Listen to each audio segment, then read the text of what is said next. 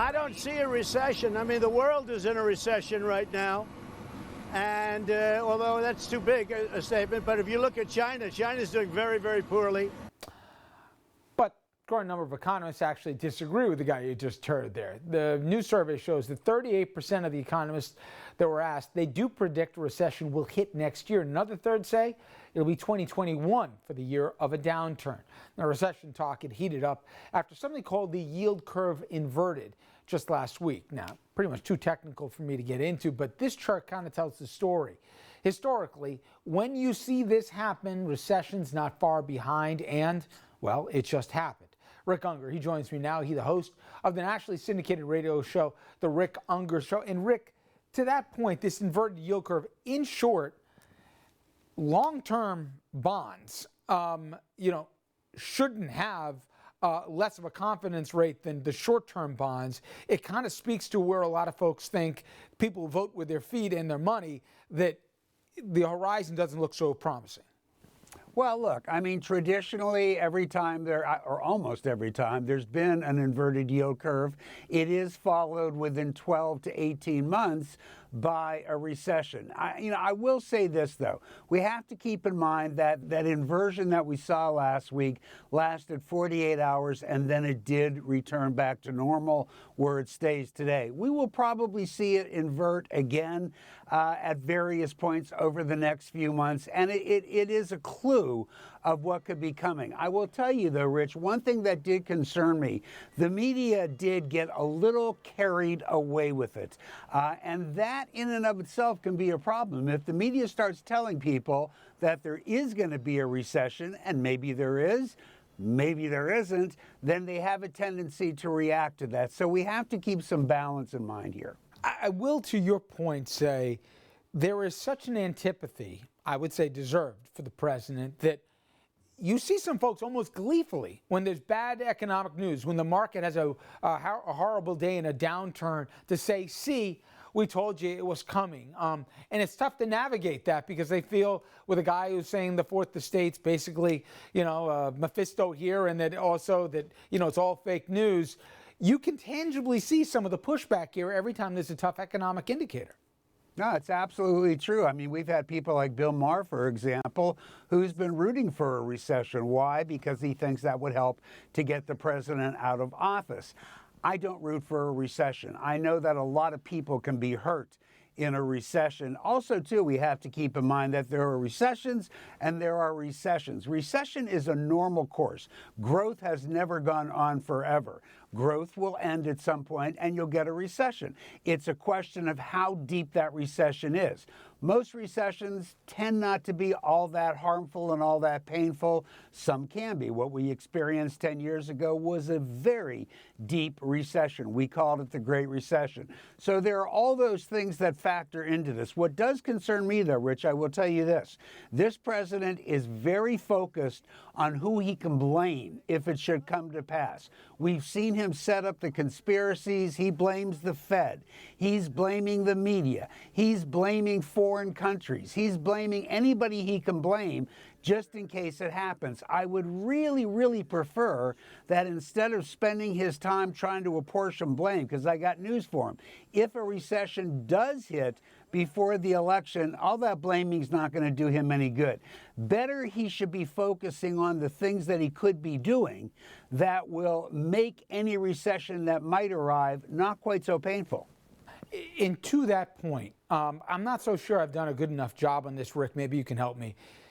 The idea that somehow Powell is holding back, the next wave of an economic boom. The president should thank Powell at the end of the day that he doesn't cut interest rates to 1% or something like that, because then he's got no tools when a recession does hit to actually deal with this. Explain why there's a reason and a rationale why you can't just give away money for free, because what do you do when it hits? Well, look, I mean, Powell is doing his job. The president has chosen him to be the scapegoat by saying, he raised rates too quickly last year, and that's the reason that we're seeing it impugning growth.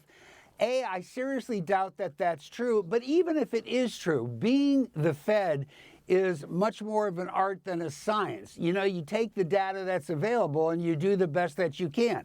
Now, he's put the Fed in a really difficult position because now if Powell determines, all right, things are getting iffy, the trade war with China is certainly something that's feeding into that. So maybe I do need to reduce rates now in order to try and continue growth or at least lessen the impact of a recessionary period. Now you've got people looking at him and saying, well, you're just reacting to the pressure the president's putting on you. You're playing politics. He's not playing politics, and you're absolutely right. He has to keep something in his toolkit. We don't know. There will be a recession. I can't tell you when. But there will be one. It will come. And the Fed has to have something in its toolkit to use to try and take care of that. As you just said, if you take the rates all the way down, then you've got nothing to use when you need to reduce rates in order to get growth inspired again. He can't take it down to 1. If he does, he's got very few bullets left to use. I think that the Fed chair is behaving exactly as he should be. The president really needs to get off his back.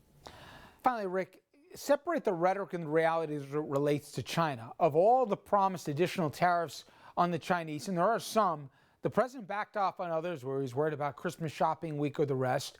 Obviously, you see what's the situation unfolding in Hong Kong. The president did not take the opportunity to condemn the Chinese as it relates to human rights concerns.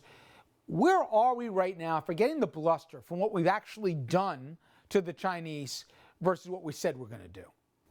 That's a great question. The problem is, if you look at what the president said, he told us that these trade wars are easy. Well, they're certainly not easy. Certainly China is feeling some pain. With the imposition of tariffs, manufacturers there are looking to go other places, whether it's Vietnam or wherever. They're trying to move their operations there so they're not going to encounter the tariff problem. That does hurt the Chinese. However, there is a report out this past week by some of the top economists in the country, from Harvard, from some of our major institutions, and they conclude that it's actually the United States that is feeling the greater heat from this trade war, and we haven't even gotten to the worst part. The worst part is this next $300 billion of goods that we bring in from China, because those are the consumer goods.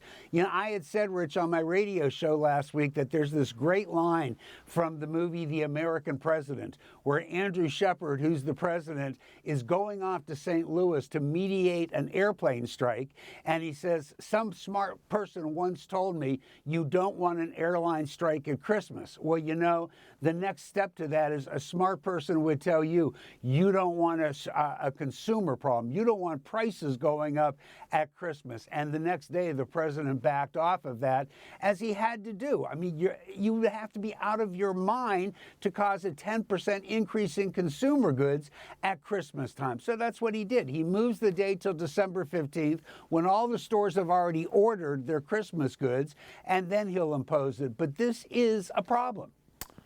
Rick, as always, my friend, thank you so much for the time. I appreciate it. Always a pleasure. All right, everybody, when we come back, we'll talk a little politics. President Trump's legal troubles continue. Prosecutors in New York could be his biggest worry. Now, former federal prosecutor Ron Riopel, he'll join us after the break to discuss.